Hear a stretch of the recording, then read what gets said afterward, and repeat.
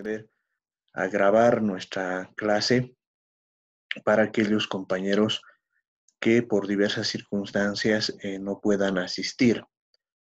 El día de hoy vamos a continuar con el tema de los indicadores para que ya vayamos entrando a la práctica que tenemos pendiente para realizarla en forma conjunta, ¿no? Y también, como es costumbre, si alguno tiene alguna duda, consulta respecto a todo lo que estamos viendo, no dude, por favor, en formularla para que procedamos a aclararla para el trabajo que estamos realizando. Bien, entonces comencemos, por favor.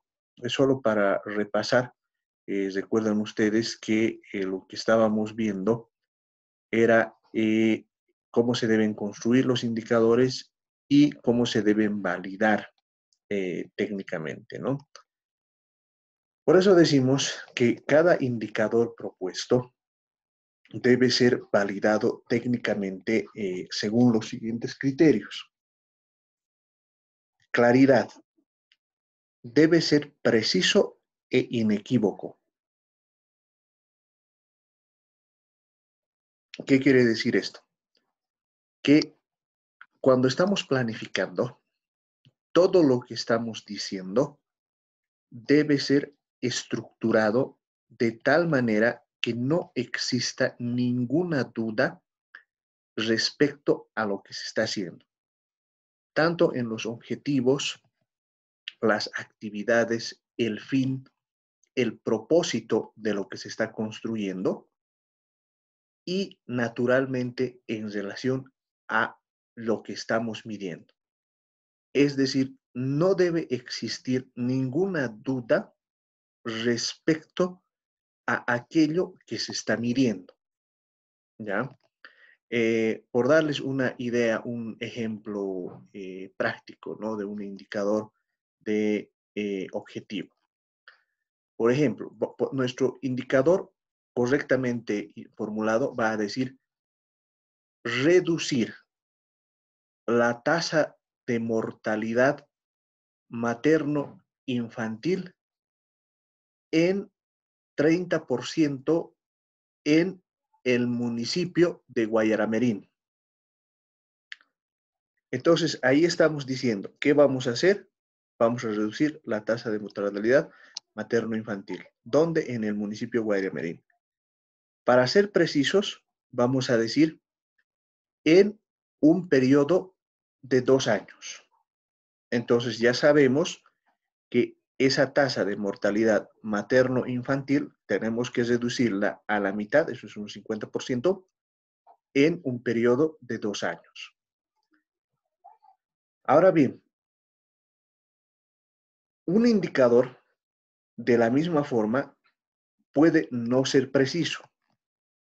Por ejemplo, podríamos decir que nuestro objetivo sea reducir la mortalidad en el municipio de Guayaramerín. Cuando uno tiene ese tipo de objetivos asociados a un indicador, van a notar y se van a empezar ustedes a preguntar la mortalidad de quién, ¿no? De toda la población, pero la gente muchas veces fallece por causas naturales, ¿no es cierto? O sea, a cierta edad todos nos vamos a ir, eso es inevitable, ¿no? Sin embargo, cuando no se tiene precisión acerca de los indicadores, entonces todo el plan fracasa. Por eso es tan importante que no existan dudas respecto a aquello que se está midiendo. Ahora bien, en ese sentido, ¿cómo ustedes pueden distinguir si los indicadores que están construyendo están funcionando o no están funcionando? La forma práctica de medir si los indicadores funcionan o no está altamente relacionado con el documento. el documento tiene que estar estructurado de tal manera que no necesite una explicación adicional. Es decir, que cualquier planificador con un conocimiento medio acerca de estas técnicas va a poder leerlo, va a poder comprenderlo y va a poder aplicarlo. Si es que no se consigue esto, es decir, que no tengamos la capacidad de que el documento en sí mismo transmita todo el contenido de la planificación, entonces quiere decir que no se está logrando transmitir la información a la gente. El indicador debe ser relevante, es decir, debe reflejar una dimensión importante del logro del objetivo. Permite verificar el logro del objetivo en un aspecto sustantivo.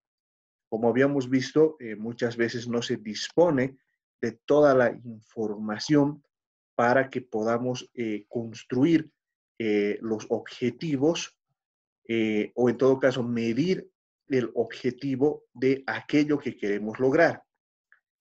Entonces ahí es muy importante que el indicador que estamos construyendo nos permita medir aquello que es más relevante de nuestra planificación. Economía. La información necesaria para generar el indicador debe estar disponible a un costo razonable. El beneficio de la información es mayor que el costo de obtenerla, es decir, como habíamos indicado, muchas veces esa información no se encuentra a disposición, ¿no? Es como les había dado el tip, las investigaciones modernas están más orientadas a la generación de evidencias. No, ya no es tanto, muchas veces la forma en la que se investigaba antes partía del criterio hipotético deductivo, ¿no es cierto? Se planteaba una hipótesis y sobre esa base se construía una demostración de esa hipótesis, ¿no? Ahora, en el enfoque moderno que se tiene en la investigación, se parte más bien de generar evidencias en relación a algún aspecto relevante de la realidad. Y eso puede o no comprobar las hipótesis que se tiene para adelante. El indicador también tiene que ser monitoreable. Debe poder sujetarse a una verificación independiente. Esto es muy importante, ¿no? Como notarán, en todo el andamiaje que les estoy enseñando, la idea es que reduzcamos a la mínima posibilidad posible, valga la redundancia, la probabilidad de que alguien, por alguna razón, haga trampa, ¿no? Porque, ¿qué es lo que ocurre muchas veces en la formulación de proyectos, en la formulación de planes y programas? Que no hay una idea del recurso. En otras palabras, muchas veces esto se lo ve como una posibilidad de generación de empleo o, en el peor de los escenarios, recibir un recurso y apropiárselo. Esto no es correcto. ¿Por qué no es correcto? Porque en realidad, al no tener un mecanismo mediante el cual se pueda verificar que las actividades se están realizando, entonces se abre precisamente las puertas a estas prácticas reñidas con la ética. En cambio, si construimos un sistema en el cual desde la propia contratación de la empresa que va a realizar las actividades que nosotros estamos pidiendo, pero además podemos medir, entonces lo que va a ocurrir que estas prácticas reñidas con la ética van a tender a reducirse, ¿no? Por esa razón decimos, un indicador es monitoreable cuando cualquier persona puede comprobar los resultados del indicador. En otras palabras, si nosotros informamos que a nivel del propósito hemos logrado atender a 300 familias cuya situación ha cambiado de una forma verificable, pero además no solo en función a nuestros reportes, sino que cualquier verificación independiente va a alcanzar exactamente el mismo resultado, entonces el indicador funciona. El indicador también tiene que ser adecuado, debe aportar una base suficiente para evaluar el desempeño en la dimensión que mide. ¿Es suficiente para emitir un juicio respecto del desempeño? Es decir, ese indicador que estamos utilizando nos permite establecer con precisión que podemos decir o no que el objetivo se ha alcanzado, ¿no? Esto es muy importante. Van a notar que en gran medida de lo que les estoy enseñando es lógica, ¿no? Pero ya en la práctica de la propia planificación, también van a notar que esta misma lógica que en apariencia se puede construir, muchas veces se pierde. ¿Y por qué se pierde esta lógica? Se pierde esta lógica porque en realidad no se hace un seguimiento adecuado a los proyectos. A ver, les voy a dar un ejemplo, ¿no?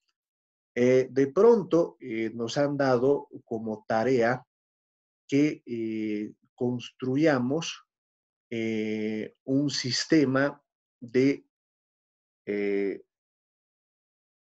desecho de residuos biológicos de la gente, ¿no es cierto? Un sistema de baterías de baño. Y ocurre con frecuencia que podemos entregar muy bien, las baterías están muy lindas. Sin embargo, no hay agua para que funcionen los baños, ¿no? Muchas veces la gente piensa que como ha construido los baños es suficiente, que alguien tiene que encargarse de la provisión de agua. Eso es incorrecto. ¿Por qué? Porque si no tenemos el agua, no estamos alcanzando el objetivo. O para ponérselos, digamos, en algo que está muy de moda, en la atención en salud. Se puede tener la infraestructura hospitalaria, pero si esa infraestructura hospitalaria no está completa con el equipamiento, no está completa con la estructura para la provisión de insumos, para la dotación de personal, en última instancia, para que funcione, no va a trabajar. Por esa razón, el indicador que nosotros construyamos debe ser suficiente para emitir un juicio. Ahora, ahí yo les recomiendo que en la práctica no pierdan la dimensión relacionada a lo que significa el sentido común, ¿no? Es decir, siempre tienen que preguntarse, ¿funciona o no funciona? ¿Ya? ¿Brinda valor agregado, valor público a la gente o no? ¿Qué quiere decir valor público, no? Toda la gente valora su tiempo. Esto quiere decir que, y como nos pasa a todos nosotros, ¿no? Si tenemos que hacer fila toda la mañana en el banco para pagar un impuesto, nos parece algo hasta ridículo, ¿no es cierto? Porque si estás yendo a pagar impuestos, estás cumpliendo tus obligaciones y encima que te hagan hacer fila, entonces ahí notas que estás perdiendo tu tiempo. En cambio, cuando desarrollas un servicio que es eficiente, es decir, yo pago mis impuestos con una plataforma que es ágil, que me facilita bastante el tema, entonces lo que va a ocurrir es que todos vamos a estar contentos con el desempeño de lo que estamos realizando. Eso se llama valor público. Estamos añadiendo valor a lo que la gente está haciendo, ¿no? No piensen solo en impuestos, por ejemplo, piensen en los trámites que se tienen que realizar para abrir un negocio ante la alcaldía, ¿no? ¿Por qué se tiene que dar valor público? Porque uno, esos trámites se facilitan y dos, ese certificado me permite a mí mostrar ante la ciudadanía que yo estoy cumpliendo con los requisitos eh, establecidos por el gobierno municipal. Ahora, ¿por qué se dice que se genera valor? Porque eso me distingue respecto a la competencia. Pero si de pronto viene a ser lo mismo un negocio que tiene una autorización versus otro negocio que no lo tiene, entonces en ese caso se dice que no estamos generando ningún tipo de valor agregado a la ciudadanía. Tiene que haber por el indicador un aporte marginal. Si hay más de un indicador para medir el desempeño de un objetivo, debe proveer información adicional en comparación con los otros indicadores propuestos. Mide aspectos no considerados con los demás indicadores, es decir, no se trata en planificación de construir indicadores y ponerlos uno sobre otro, no. Cada indicador tiene que aportar algo más, algo diferente, ¿ya? Por esa razón van a notar en lo marginal en nuestra ciencia es muy importante. ¿Por qué nos interesa tanto lo marginal y ha dado paso incluso a la escuela marginalista? Porque nos interesa el aporte de cada unidad. Lo marginal está altamente relacionado con la eficiencia. ¿Por qué decimos que está altamente relacionado con la eficiencia? Porque cuando establecemos, cuando construimos una maquinaria pública o privada, cada uno de los componentes, cada uno de los elementos que hacen a la planificación tiene que tener su aporte. A ver, para que me entiendan un poquito esto, les voy a hacer el parangón con la parte privada.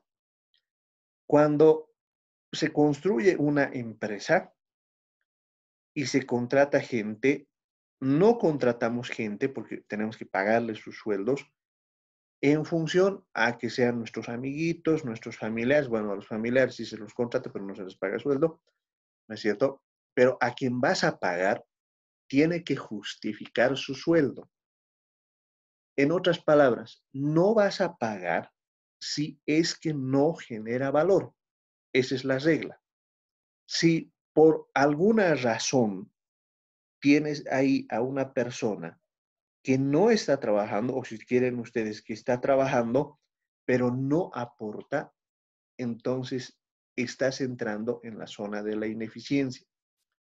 Ojo que esto es muy común en el sector público, ¿no? Porque generalmente se piensa que la idea del sector público es que se tiene que contratar gente para reducir el desempleo. Pero ojo, cuando se hace eso en una economía, lo que ocurre es que a la larga o a la corta, lo que va a pasar es que se va a tener que hacer un recorte presupuestario.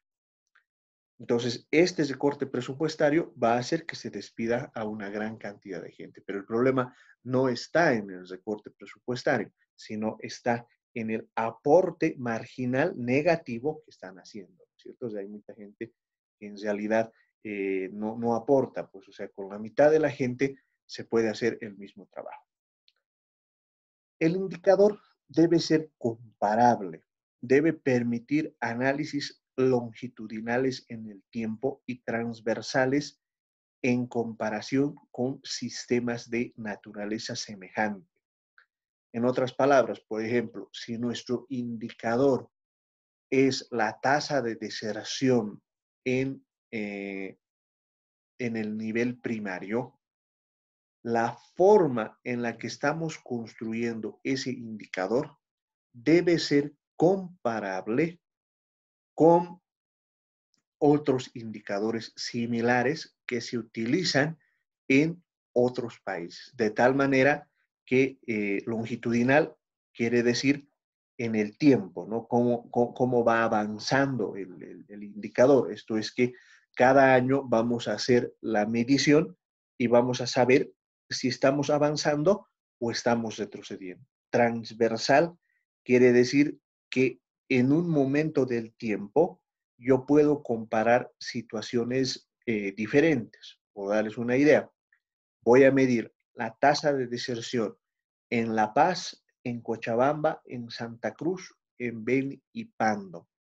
¿Por qué es tan importante medir? Porque eso nos permite saber si estamos avanzando o estamos retrocediendo. En otras palabras, en planificación no nos sirve vivir en las ilusiones, ¿no? De que voy a hacer esto, voy a pensar, no. Establecemos el plan y a partir de que vayamos construyendo el plan, tenemos que ir midiendo cada uno de los pasos que estamos realizando. Ahora, ahí es importante también no tenerle ningún miedo al fracaso, ¿no? El fracaso nos está indicando que estamos eligiendo el camino equivocado. Entonces, a partir de saber que ese camino no funciona, podemos corregir el rumbo. La otra característica del indicador es que tiene que estar soportado metodológicamente. Debe apoyarse en una metodología sólida, lo cual exige herramientas, procedimientos y conocimientos especializados. ¿Esto qué quiere decir? Que aquello que voy a medir tiene que estar sólidamente especificado. Debo saber que lo que estoy midiendo está capturando realmente aquello que me interesa, ¿no? Ahí, por ejemplo, ustedes pueden aplicar las técnicas de métodos de investigación que han aprendido, ¿no? De tal manera que puedan ir mediante el uso de preguntas cruzadas, saber si realmente está cambiando o no. ¿Por qué es importante hacer esto? Porque lo que interesa en, en planificación es que podamos ser precisos. Si no somos precisos, lo que va a ocurrir es que nos vamos a engañar, ¿no es cierto? Es algo así como cuando estamos haciendo una investigación de la situación socioeconómica de las personas y preguntamos a la ciudadanía cómo está. La más probable respuesta que nos den cuando nosotros preguntemos cómo está es que te digan que están bien, ¿no es cierto? Que no tienen mayor problema.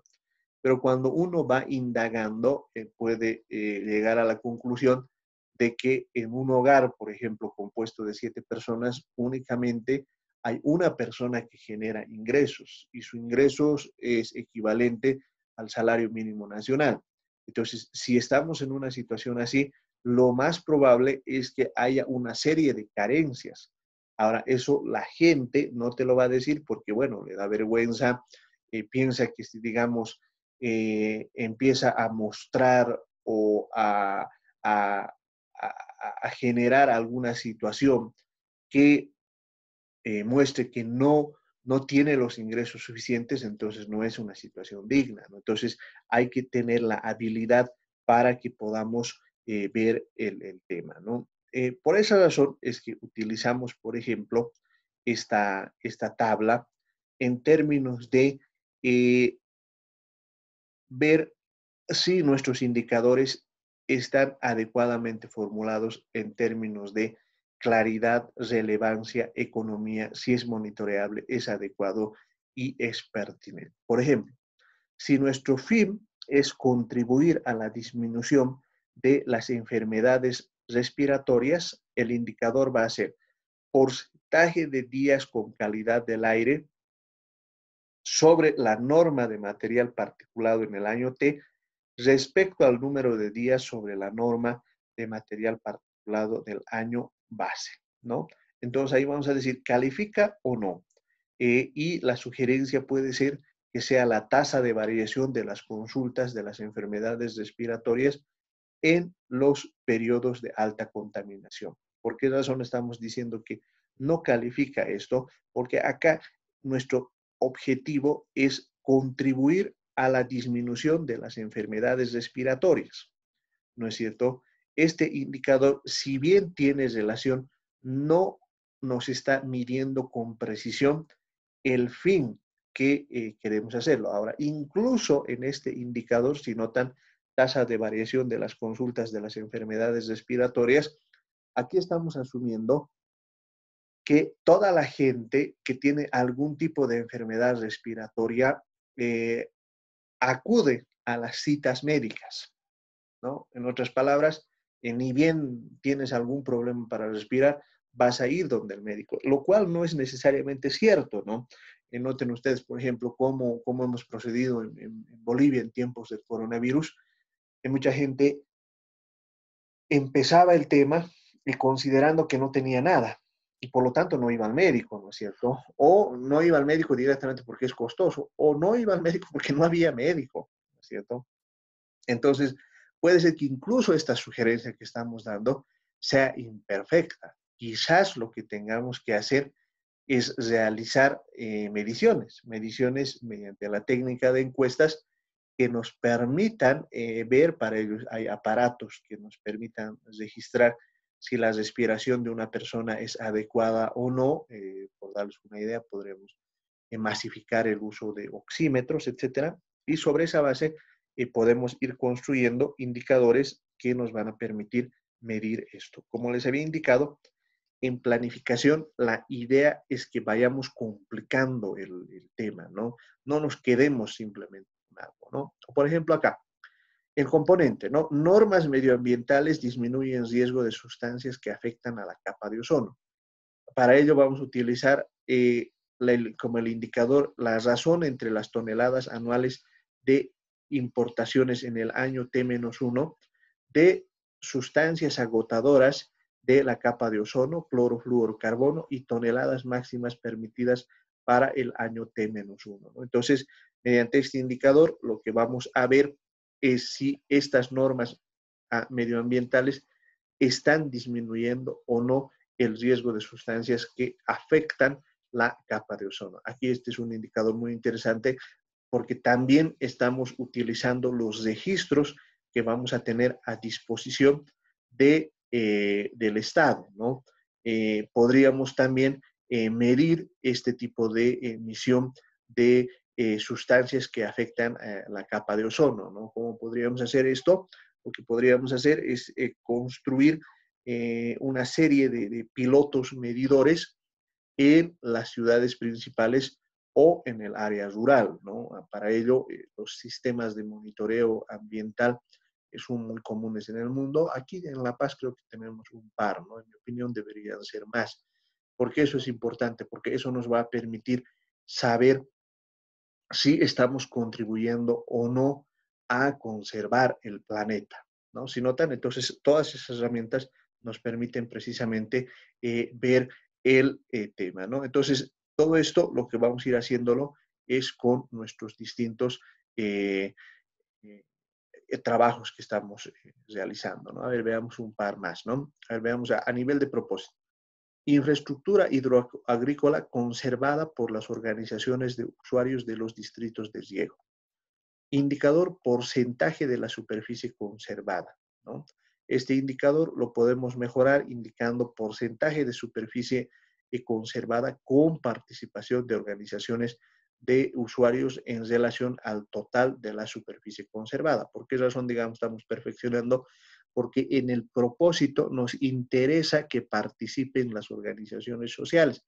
Entonces, acá vamos a medir qué porcentaje de esa superficie conservada está siendo cuidada precisamente por estas organizaciones. Otro indicador de propósito podemos decir prevenir, mitigar y controlar la contaminación ambiental del país en todos los componentes ambientales. ¿Cuál va a ser nuestro indicador? El porcentaje de residuos sólidos domiciliarios dispuestos en rellenos ambientales, en rellenos sanitarios. Ahí lo que nuestra sugerencia va a ser incluir indicadores relacionados con todos los componentes ambientales, ¿no? Entonces, notarán que para cuestiones incluso que son tremendamente sencillas, podemos tener muchos elementos interesantes, ¿no es cierto? Entonces, lo que vamos a hacer es validar estos indicadores mediante el uso de esta tabla, ¿no? Vamos a decir, ¿es claro el indicador? Sí. ¿Es relevante el indicador? ¿Es económico? Etcétera, ¿no? Si, digamos, no cumple alguno de los requisitos, entonces vamos a indicar que estos indicadores no son relevantes. ¿Cuál es el paso 6 en esta tarea de construir los indicadores para la planificación? El paso 6 es establecer metas, línea base y una frecuencia de medición para que podamos construir estos indicadores.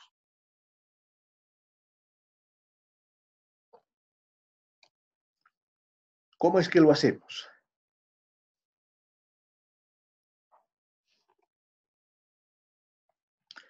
No debemos olvidar que las metas constituyen la expresión concreta y cuantificable de los logros que se planea alcanzar en el año u otro periodo de tiempo con relación a los objetivos previamente definidos.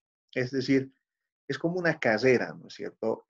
Yo me pongo como meta alcanzar los 100 metros en 10 segundos, mi primera meta. La segunda meta va a ser alcanzar los 100 metros en 9 segundos y así sucesivamente. Es importante definir cuál es el sentido de la medición. Si es ascendente en el sentido de cobertura, cobertura quiere decir alcance, a quiénes voy a cubrir con mi sistema de agua potable, a quiénes voy a cubrir con mi sistema de educación, con mi sistema de manejo de residuos sólidos, con mi atención dental, en fin, con mi programa de mejora de cultivos, etcétera, ¿no? La focalización también puede ser ascendente en la medida en que el grupo que yo estoy eligiendo para mi intervención con la planificación, con los programas y con los proyectos, cambia su situación, ¿no? Vamos a pensar, por ejemplo, me he puesto como objetivo reducir la pobreza en el municipio de Ocurí. Entonces, ahí lo que voy a aplicar es una estrategia de focalización. Mediante esta estrategia de focalización, voy a decir, todos los habitantes del municipio de Ocurí van a cambiar su situación mediante este mecanismo y sobre esa base lo voy a construir. Puede ser descendente en términos de los tiempos de respuesta, las tasas de enfermedades, etcétera, ¿no? Tiempos de respuesta que no estamos definiendo si nuestra planificación la estamos haciendo en una oficina de atención pública, llámese de impuestos, llámese de trámites de renta, llámese en trámites de asignación presupuestaria. Entonces, ahí los tiempos de respuesta tienen que irse reduciendo a medida que estoy interviniendo y estoy logrando que haya una mejor atención al público, ¿no?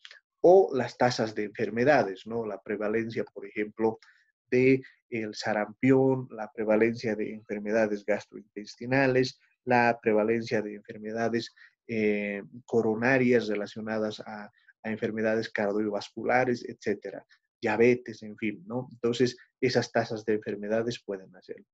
¿Qué es mejor como desempeño del programa? Nos permite también ver el monitoreo de las metas. ¿Cuál es la importancia de las metas para el seguimiento, monitoreo y evaluación? Primero está la medición y evaluación en sí misma, ¿no? Es decir, cuando estamos realizando algún tipo de actividad que implique el uso de recursos, para la mejora de la situación de vida de la población, es importante que vayamos midiendo. Esto nos va a permitir evaluar. ¿Qué quiere decir evaluar? Quiere decir comparar los resultados alcanzados con los objetivos que me he propuesto, ¿no? Esto lo pueden entender de una forma muy sencilla, ¿no? Somos estudiantes, nos hemos propuesto aprobar 10 materias en el año con un promedio mínimo de 80 puntos en cada una de ellas, ¿no? Ese es mi objetivo, eso me he puesto como meta para la gestión 2020. Entonces llega el final de la gestión y puedo contrastar aquello que he logrado versus la meta que me he puesto. Entonces, la diferencia, el rango de diferencia en relación a lo que yo he programado, me permite realizar la retroalimentación. ¿Qué quiere decir la retroalimentación? Que voy a ser capaz de saber en qué me he equivocado, ¿no es cierto? Es altamente probable que no he puesto la suficiente atención en una determinada materia, no he realizado los trabajos, he priorizado más ir a la fiesta que estudiar, en fin. Entonces, eso me permite mejorar dentro del plan que estoy llevando adelante para alcanzar mis objetivos. Y eso me permite establecer las medidas correctivas, ¿cierto? De pronto yo me doy cuenta, en mi ejemplo de los estudios, que no tengo una buena base en matemáticas, ¿no? Las ecuaciones diferenciales, el cálculo diferencial, me parece que no es mi fuerte. Entonces, ¿qué es lo que tengo que hacer inmediatamente? Lo que tengo que hacer es establecer medidas de carácter correctivo, ¿no? Voy a tomar un curso extra de matemáticas para que me enseñen cálculo diferencial. O de pronto me voy a dar cuenta que tengo problemas en el manejo de la base de datos, ¿no? No conozco muy bien cómo procesar gran volumen de información. Entonces tomo un curso extra que me ayude a manejar bien las bases de datos. No puedo redactar bien los informes que me están pidiendo los profesores, entonces también tomo un curso extra que me permita mejorar esa deficiencia que estoy viendo, ¿no? Y eso no solo es en el campo de los estudios, es en el campo de los negocios, es en cualquier campo se puede ir aplicando estas técnicas que les estoy enseñando para la construcción de las metas, ¿no?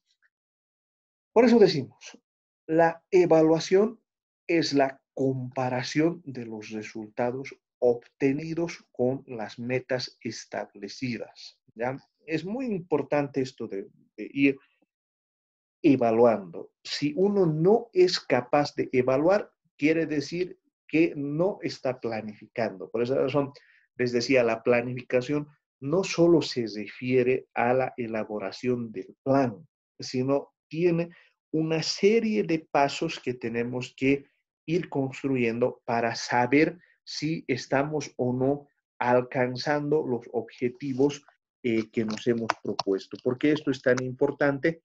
Porque si no alcanzamos los objetivos que nos hemos propuesto, entonces lo que va a ocurrir es que no estamos utilizando adecuadamente los recursos que se están poniendo a nuestra disposición. La evaluación puede ocurrir durante el periodo de ejecución, que se llama evaluación contingente, o al finalizar dicho periodo, evaluación ex post, ¿no? La evaluación contingente quiere decir que si soy capaz de ir monitoreando los resultados intermedios que voy a lograr, para utilizar mi ejemplo de los estudiantes, en cada parcial que yo voy a ir teniendo, voy a tener un determinado resultado. Entonces, esos resultados que se van a ir acumulando, al final me van a decir si he sido capaz o no de alcanzar los objetivos que me he propuesto, ¿no? Retroalimentación. Los resultados de las evaluaciones se comunican a los encargados del programa y a la dirección a fin de que estén informados respecto al grado de avance de las metas planteadas y en caso de producirse desviaciones importantes respecto a lo programado, se acuerden las medidas correctivas que se adoptarán, ¿no? Es decir, por un lado, y esto ya se llama la gerencia de proyectos, es toda una especialidad por si acaso, lo que se hace es establecer un cronograma de la ejecución de las actividades que me van a permitir alcanzar los componentes. Con los componentes voy a poder alcanzar el propósito y con el propósito voy a poder alcanzar el fin. Esa es más o menos la lógica de la moderna planificación, por si acaso, ¿no? Entonces, lo que voy haciendo con la evaluación contingente es que voy monitoreando si se están cumpliendo o no las metas que nos hemos propuesto. Si, digamos, no se cumple alguna de las metas, entonces lo que se tiene que hacer es un ajuste frente al desvío que se haya registrado en la consecución de esas metas planteadas, ¿no? Ahora bien, ¿por qué, digamos, esto es importante y es necesario verlo, ¿no? Porque pueden ocurrir eventos que desvíen la planificación, por darles una idea, ¿no? Estamos construyendo un sistema de riego en una comunidad, ¿no? La comunidad de Jerusalén, digamos. Entonces, eh, forman parte de nuestro proyecto la construcción de una pequeña represa. Y tenemos un cronograma para construir la represa, construir la red, en fin, y tenemos que entregar en noviembre. Nos hemos puesto como objetivo con el fin de mejorar las condiciones de vida de la población. Ok, hasta ahí estamos bien. Pero de pronto, cuando estamos haciendo o queremos ejecutar la represa, los comunarios se oponen, ¿no? Porque consideran que la represa va a desviar el curso del agua que ellos utilizan ya naturalmente y que en realidad el sistema de riego no les beneficia. Entonces, eso va a generar un desvío respecto a la programación que se está realizando de actividades para la ejecución del proyecto. Lo que se hace en esos casos es que hay que realizar un ajuste y una medida correctiva, ¿no? Vamos a destinar, por ejemplo, recursos para que podamos organizar talleres de socialización y de sensibilización.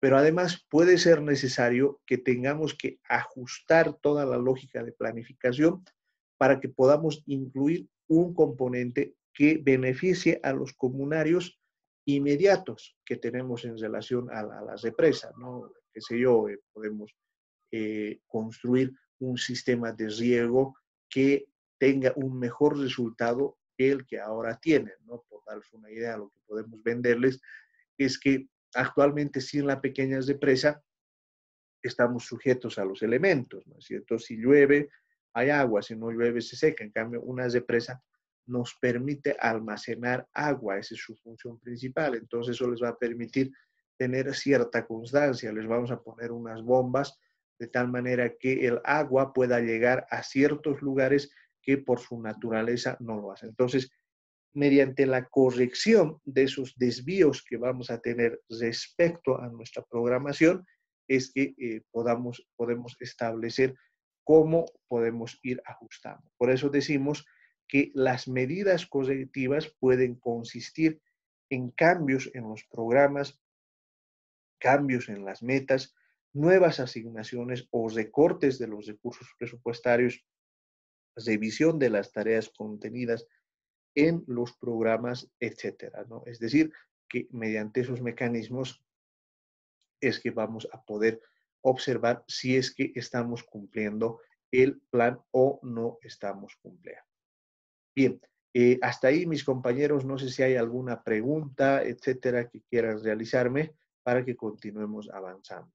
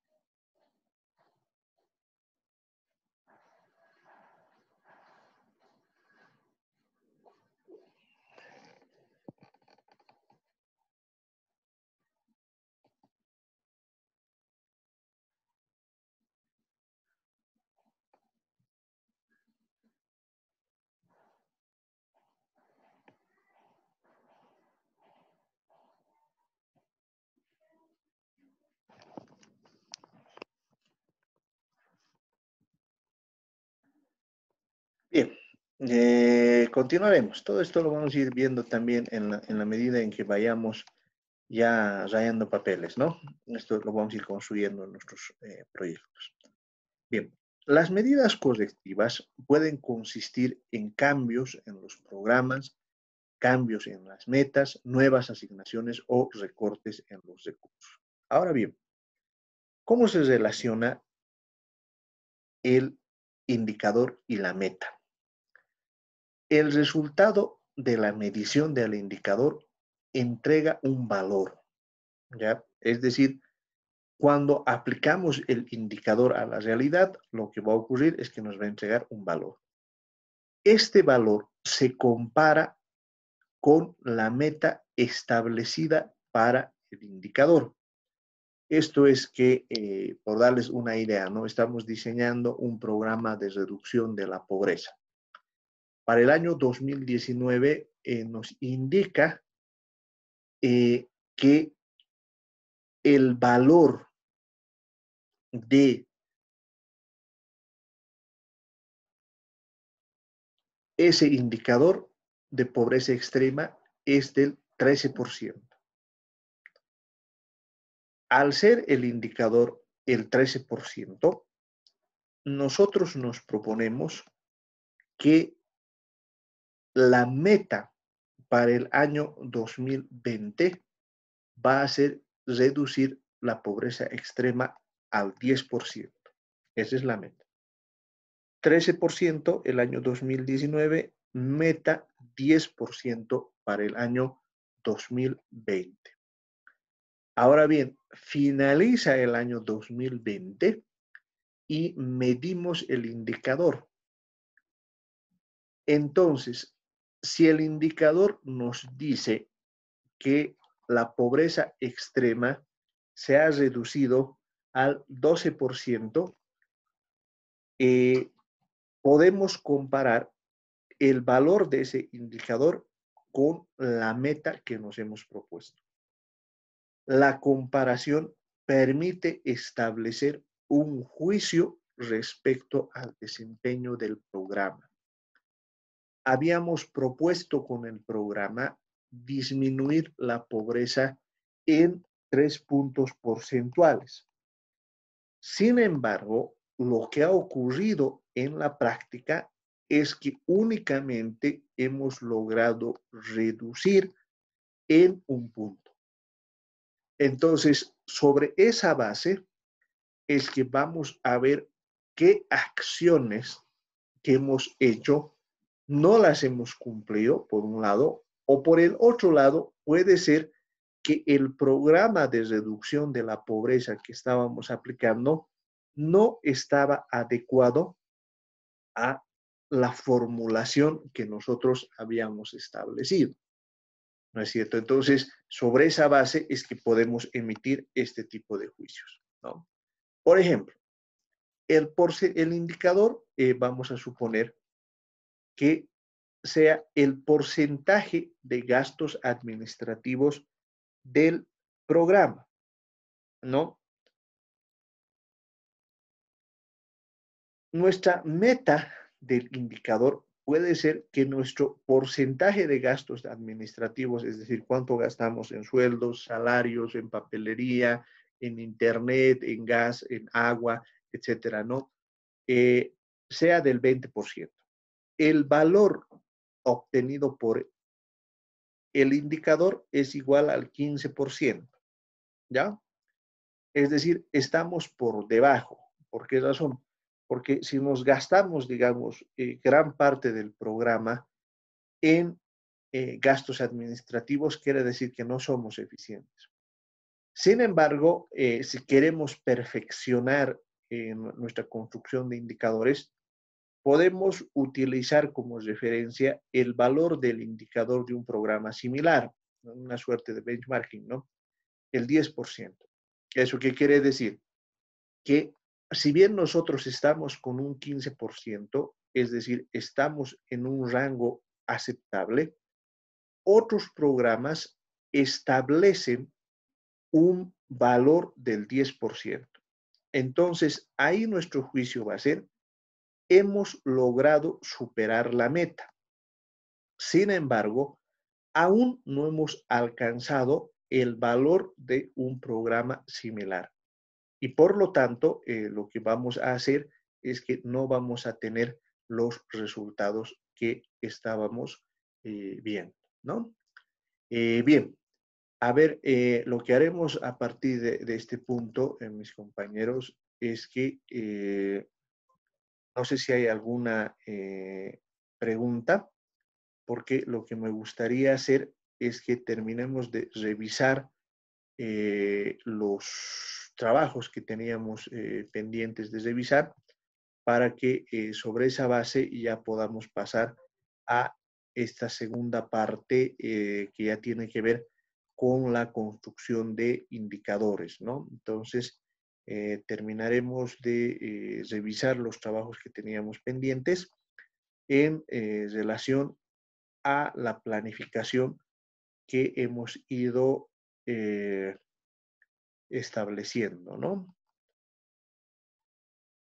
Bien, entonces procederemos a compartir. A ver, perdón, aquí está Daisy que quiere ingresar al curso. Ok, bien. Entonces veamos dónde nos habíamos quedado. Habíamos visto Carmen Rosa, ¿no? Carmen Rosa, ya habíamos establecido un mecanismo. Denme un segundito, por favor, estoy recibiendo una pequeña llamada.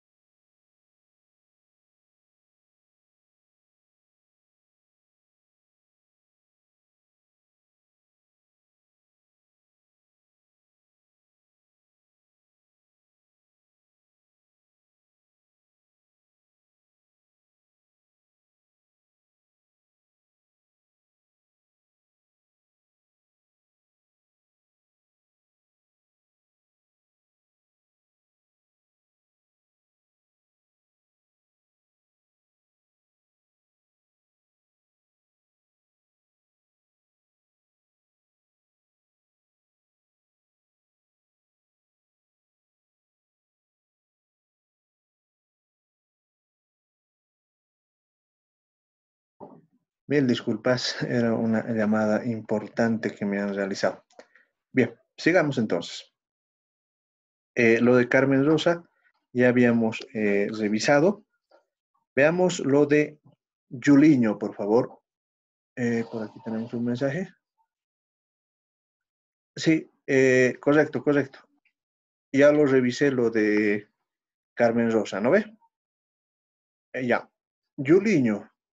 No sé si está Juliño en nuestro chat. A ver, veremos si está Juliño para que podamos conversar. Siempre es importante que estén para que podamos verlo, ¿no? A ver, no está creo, pero luego seguramente va a ver nuestro chat, nuestra grabación. A ver, necesidades. Falta de promoción de los activos turísticos.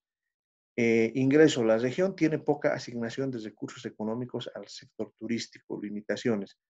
Pocas organizaciones que se dediquen a este rubro, oportunidades, la ciudadanía y los extranjeros no encuentran los mecanismos que faciliten un asesoramiento de los sectores turísticos, falta de promoción en la expresión cultural por parte de las autoridades, poca infraestructura adecuada para el hospedaje de los turistas. En muchos casos, las vías carreteras son de tierra. El departamento, conocido como una región conflictiva, condición que afectaría la visita de los extranjeros, de poca existencia de urgencias de preocupación, poco interés por parte de las autoridades, carencia de recursos. Bueno, aquí lo que tienes que hacer, Liño, es ordenar, ¿ya? Tal como les había indicado, todos estos programas, todos estos proyectos no tienen que necesitar un explicador al lado, ¿no? Yo sé que, digamos, quieres trabajar el tema de los atractivos turísticos, ¿no? Pero tienes que identificar ahí cuáles son las necesidades, ¿no? Ya se identifica una, que es la falta de promoción. Eso está muy bien. Ahora, a partir de ahí, tienes que construir y decir los servicios locales, cómo atienden el tema, ¿no? Todos, por ejemplo, la mayoría de los municipios tienen direcciones de promoción turística, pero esas direcciones de promoción turística funcionan, no funcionan, aportan, no aportan. ¿Qué es lo que ocurre con esas direcciones, no? Por ejemplo, aquí estás detectando un problema, menor intervención y participación de las autoridades del Ministerio de Culturas, pero ahí vas a notar que eso tiene que ver con la atención que puedas tener de los servicios locales al problema, ¿no? Autoridades incapaces de generar un mayor flujo de turistas. Bueno, está bien, pero ahí, ¿qué tienes que hacer en el problema? Tú estableces como marco teórico, como mecanismo mediante el cual quieres atender este tema, que haya un mayor flujo de turistas. Pero es muy importante que identifiques con claridad cuál es el problema. Es decir, ¿por qué no vienen los turistas? ¿No? Y de hecho, en realidad, ahí sería importante que nos digas dónde quieres llevar los turistas. Puede ser que, por ejemplo, este programa sea de alcance nacional. Entonces, tú tienes que decir, a ver, pongamos que fuera para Bolivia, ¿no? Bolivia tiene un montón de atractivos turísticos que se pueden explotar. Entonces, ahí dices, el problema que hemos encontrado para que los turistas no vengan a Bolivia, uno tiene que ver con el tema de la infraestructura. Es decir, la infraestructura que nosotros tenemos en el país no es la adecuada, ¿no? Los hoteles no son de fácil acceso, no cumplen las condiciones mínimas, etcétera. Una posibilidad. La otra posibilidad puede ser que encuentres como problema el tema de la seguridad. Es decir, que puede ser que Bolivia, en la imagen internacional, tenga que vienes a Bolivia y es un sitio peligroso, ¿no? Porque te pueden asaltar, te pueden robar, te pueden secuestrar, etcétera. Entonces, sobre esa base, identificas los problemas que tienes que atender, ¿no es cierto? En ese sentido, por ejemplo, cuando dices una menor intervención y participación de las autoridades del Ministerio de Culturas, en realidad no es que el problema sea la menor intervención, ahí hay un error, ¿no es cierto? El problema radica en que hay esa falta de promoción, pero tienes que promover algo en relación a lo que necesites, a lo que estás viendo como problema. Y sobre esa base es que vas a construir tu plan, ¿no? Por ejemplo, decimos, establezca las prioridades del plan. Reactivar el sector turístico implementando nuevas políticas, asignando una mayor asignación de recursos. Mejora de infraestructuras y carreteras. Aquí, por ejemplo, ya estás entrando al meollo del tema, ¿no? Ya has descubierto que no hay una infraestructura que promocione el turismo, ¿no es cierto? Y tampoco hay carreteras, ¿no es cierto? A ver, para darles una idea de cómo funciona esto.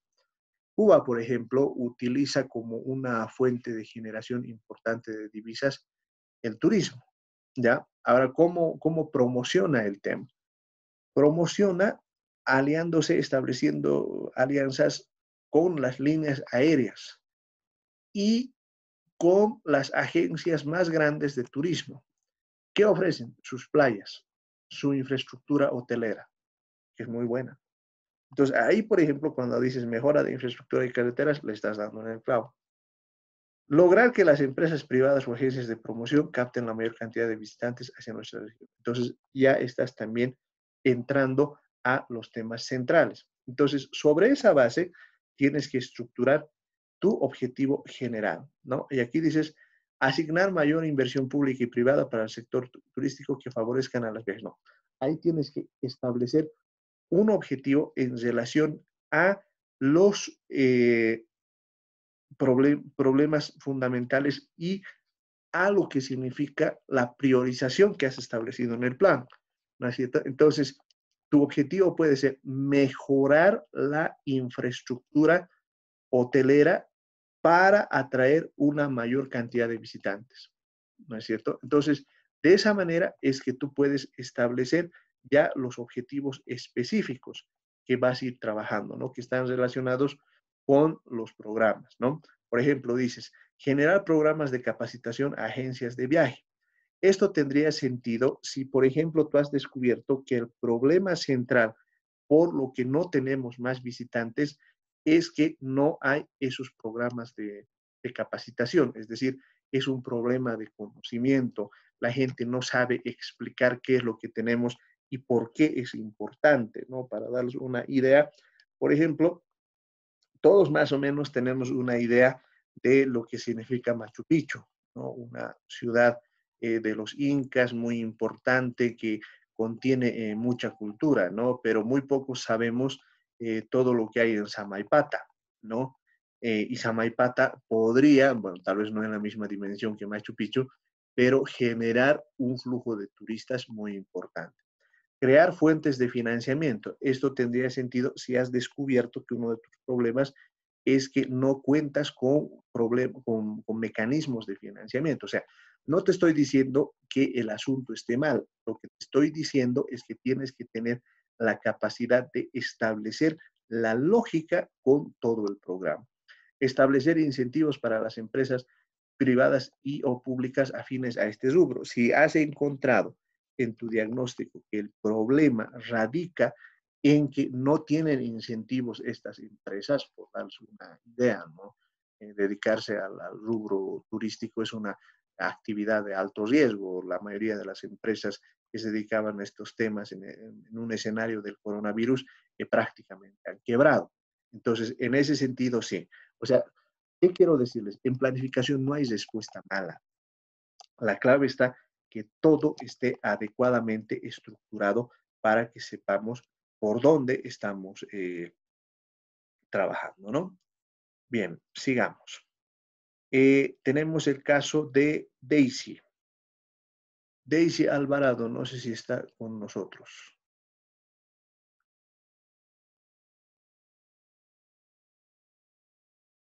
Ah, creo que sí, estamos, ¿no, Daisy? Te estoy dando micrófono por si acaso para que podamos ir trabajando algunos temas, ¿no?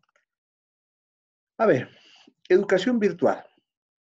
Necesidades. Ingreso. Escasez de trabajo para los ciudadanos. Tecnología. No cuentan con equipos inteligentes, celulares, computadoras. No cuentan con la facilidad de acceder a Internet. ¿Ok? capacidades de los servicios locales, es aquí, no es de los resultados locales. Baja demanda que resultan pocos ingresos, los costos elevados que dificultan la adquisición de ellos, las empresas telefónicas no favorecen con mecanismos promocionales para un mejor acceso. O sea, aquí lo que tienes que ver en la capacidad de los servicios locales de ICI es cómo pueden atender estas necesidades que estás detectando en función a los programas que estás diseñando, ¿no es cierto? Entonces, eso es lo importante que tienes que ver, ¿no? Por ejemplo, en cuanto a la baja disposición de equipos inteligentes, cómo empresas como Kipus o los proveedores locales están accediendo a esto, ¿no? Y en cuanto al Internet, ahí vas a ver si Entel, Tigo o Viva está teniendo la capacidad de acceder o demostrar que esto puede llevarse adelante. ¿Cuáles son los problemas? La situación sanitaria que no permite que las personas trabajen con regularidad, el incremento excesivo en los costos de instalación, los servicios telefónicos que se orientan a los grandes inteligentes, a los grandes clientes. Aquí tienes que establecer una relación de los problemas que quieres resolver, ¿no es cierto? Si tu problema, por ejemplo, es la escasez de trabajo para los ciudadanos, y eso quieres resolverlo con tecnología, eso tiene que estar bien clarito en los problemas que estás estableciendo, ¿no? Establezca las prioridades del plan. Implementar las nuevas actividades estratégicas para tener mayores ingresos, dotar equipos tecnológicos e inteligentes, facilitar el acceso a Internet de las distintas empresas telefónicas. Acá lo importante nuevamente es que estas prioridades tienen que estar relacionados con los problemas que vas a resolver. ¿Por qué? Porque sobre esa base vas a establecer tu objetivo general del plan, que dices proveer espacios educativos en el que docentes y estudiantes puedan desarrollar sus actividades académicas e investigativas, contando con estos entornos una comunidad propia donde puedan intercomunicarse mediante el uso de herramientas virtuales. Ahí lo importante es que si tengas la capacidad de decir cuál es el problema que quieres resolver, porque si notas, acá en tus prioridades estás hablando de nuevas actividades estratégicas para tener mayores ingresos, pero acá ya estás hablando de espacios educativos, ¿no? Entonces, eso tienes que tener muy clarito, ¿no? Proponer un plan de contingencia para la educación virtual en los objetivos específicos, reducir la falta de accesibilidad a Internet, lograr un acuerdo con las empresas telefónicas para mejorar la señal y reducir costos.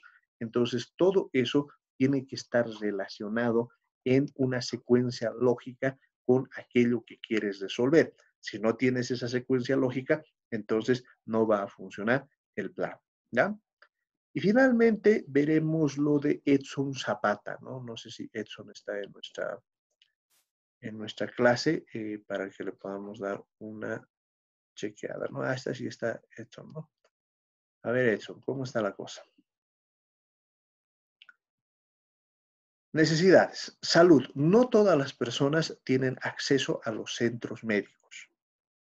Medicina tradicional. Por razones de creencias y culturas, las personas prefieren por remedios caseros intentar aliviar sus dolencias. Enfermedades distintas, las personas aún siguen enfermando, presentando dolores y sintomatologías. Ok, vamos a trabajar salud. Capacidades. Ingresos. Por falta de dinero, las personas no tienen facilidad de acceder a los centros médicos. Situación sanitaria por la pandemia del COVID. Algunas enfermedades y dolencias son pasadas a segundo plano. No todos los centros médicos. Bueno, aquí yo creo que en realidad el punto A tienes que verlo desde la posibilidad que tienen los centros médicos de atender la salud. En eso, por ejemplo, el punto C está mejor diseñado. O sea, las capacidades lo que te van a mostrar es si los servicios locales son capaces o no de atender las necesidades que tú estás identificando.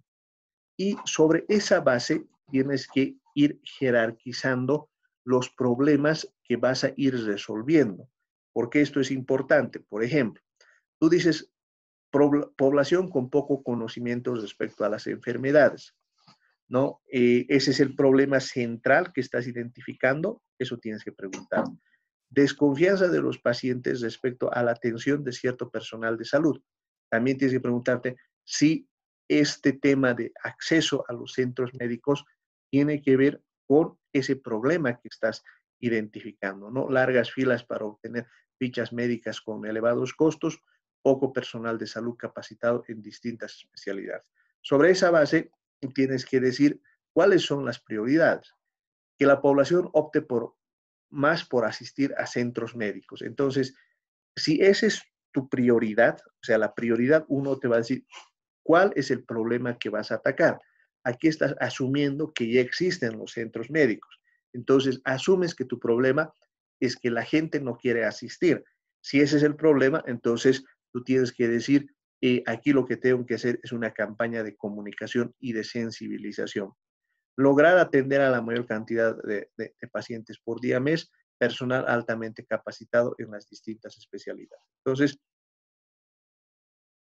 si eso es así, tu objetivo general tiene que estar relacionado con las prioridades. Implementar, abastecer y nivelar los centros médicos y hospitales para que así logren atender a todo tipo de pacientes sin importar el diagnóstico que presenten y se logre brindar la atención médica necesaria. ¿Notas? No hay una relación entre el objetivo general del plan, las prioridades del plan y las necesidades que estás identificando. Lo importante es que tú identifiques con precisión los problemas que quieres atender y sobre esa base diseñas los objetivos, ¿no? Por ejemplo, acá estás diciendo en los objetivos específicos del plan, implementar más ítems para el servicio médico para aumentar la cantidad de personal de salud.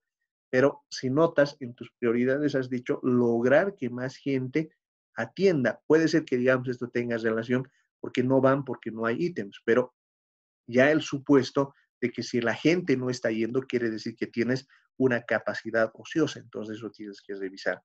Precios de atención más accesibles, eso sí tiene relación con la priorización que has hecho. Evaluar las distintas situaciones por las cuales los insumos y materiales de salud no logran abarcar a todos los centros médicos, ¿no es cierto? Entonces, eso tienes que identificar un problema que esté relacionado con este objetivo.